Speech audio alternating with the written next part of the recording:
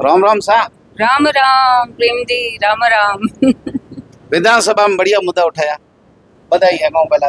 धन्यवाद है, ये तो मेरा कर्तव्य था, क्योंकि बाड़मेर विधानसभा के सभी भाइयों ने, माताओं बहनों ने बहुत मुझे आशीर्वाद दिया, भरपूर स्नेह दिया। और बाड़मेर विधानसभा के अंदर जो समस्याएं हैं सालों से हैं, तो ये मेरा कर्तव्य था और मुझे मौका मिला। आप सबने, जनता ने मौका दिया और मैंने अपना कर्तव्य निभाया। रात की गाड़ियां दौड़े। मैं धन्यवाद देना चाहूंगी हमारे स्वायत्त शासन मंत्री हैं जाबर सिंह जी खर्रा साहब को, और दूसरा धन्यवाद दूंगी हमारे स्पीकर साहब आदरणीय वासुदेव देवनानी जी को, जिन्होंने मुझे वक्त दिया और अब बाड़मेर विधानसभा का जो एक प्रमुख मुद्दा था, ज्वलंत मुद्दा था, सीवरेज की जो समस्या है, वो बात करने का मौका दिया। और मंत्री जी ने तुरंत उसको संज्ञान में लेते हुए, मैं असेंबली से बाहर नहीं निकली, घर भी नहीं पहुंची, उससे पहले अधिकारी जोधपुर से बाड़मेर पहुंच चुके थे। लोग तो कह रहे प्रियंका जी चलती नहीं है, अभी तो पड़का पड़े। ऐसा नहीं, देखिए चलती नहीं चलती मुझे नहीं पता, मैं तो अपना काम कर रही हूँ। मेरा काम है, जो मैं विधायक जनता ने बनाया है, तो मैं मेरा काम कर रही हूँ कि मुझे जनता की आवाज़ वहाँ विधानसभा तक पहुँचानी है, सरकार तक पहुँचानी है, और वो काम मैं पूरी शिद्दत के साथ कर रही हूँ। और मुझे पूरा विश्वास है कि सरकार में जो मंत्री हैं और आदरणीय मुख्यमंत्री जी हैं, ज़रूर बाड़मेर के विकास के लिए पूरा काम करेंगे। सरकार का पूरा सपोर्ट मिल रहा है। देखिए, सरकार का तो सपोर्ट जनता के साथ है ही ना। सीवरेज वाली का उम्मीद करें कि इसका निपटारा होगा। देखिए, जब हमने विधानसभा में मुद्दा उठाया था तो मंत्री जी के संज्ञान में सारी बातें आई, उन्होंने टीम भेजा, उन्होंने देखा भी, अपनी आंखों से वो चेक करके गए कि वाकई में यहाँ समस्या है। और मंत्री जी ने विधानसभा में कहा था कि जब डीपीआर बनेगी यहाँ के नालों को लेकर और सड़कों को लेकर, तो वो यहाँ के अधिकारियों के साथ अपन को बिठाएंगे और अपनी मॉनिटरिंग में सारी डीपीआर बनेगी। तो मुझे विश्वास है कि जो मंत्री जी ने विधानसभा में कहा है, तो निश्चित रूप से बाड़मेर में ही काम होगा।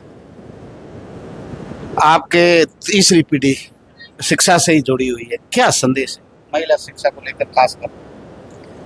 देखिए, मैं आदरणीय स्वर्गीय रामदान जी, फिर उन्होंने शिक्षा के लिए काम किया, और स्वर्गीय गंगाराम जी जो मेरे दादाजी थे, उन्होंने तो खास तौर से बालिका शिक्षा, कन्या शिक्षा पे काम किया।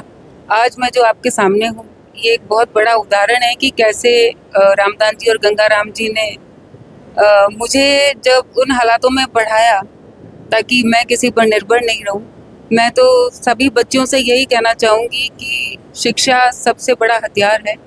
शिक्षित होना बहुत ज़रूरी है, चाहे नौकरी करें या ना करें, लेकिन शिक्षा लेना बहुत ज़रूरी है, ताकि हम कभी भी, एक तो कोई ऐसा बुरा समय आए तो हमें किसी के सामने देखना ना पड़े। दूसरी बात है, आज के समय में चाहे परिवार को चलाने की बात हो, चाहे बच्चों का देखभाल करने की बात हो, चाहे समाज में अपनी स्थिति बनाने की बात हो, शिक्षा लेना बहुत ज़रूरी है। तो पढ़ाई करनी ही चाहिए और अपना करियर भी बनाना चाहिए। एक आम लोगों का, खास करके महिलाओं का सवाल है। पश्चिम बंगाल में डॉक्टर के साथ, महिला डॉक्टर के साथ दरिंदगी हुई। प्रदेश भर के अंदर ही नहीं, देश भर के अंदर उबाल है डॉक्टरों की भावनाओं में। यही दुष्कर्मी जो है, ये पैसे, पावर, राजनीतिक ताकत के बाद में फिर मंच, माला और माइक धारण करने वाले लोग, इस समाज में इनको जगह मिलनी चाहिए।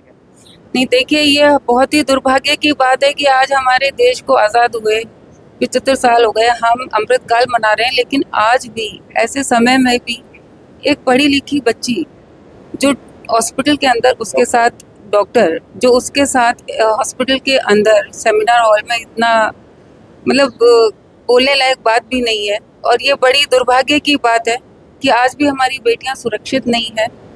और मैं मानती हूँ कि अगर ऐसा कोई भी सरकार, कोई भी दल अगर ऐसे व्यक्तियों को जिन्होंने दुष्कर्म किया उनको बचाने की कोशिश करती है, तो वो घोर निंदा के पात्र है। उन दुष्कर्मियों को, चाहे वो कोई भी हो, उनको कड़ी से कड़ी सज़ा मिलनी चाहिए।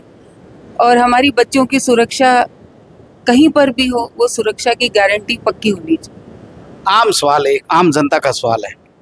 हमारे यहाँ भी ऐसी घटनाएं होती रहती है और वही लोग थोड़े दिन बाद मंचों की शोभा बढ़ाते हैं। उन लोगों को मंच पर शोभा देती है या लोगों को बैठाना चाहिए?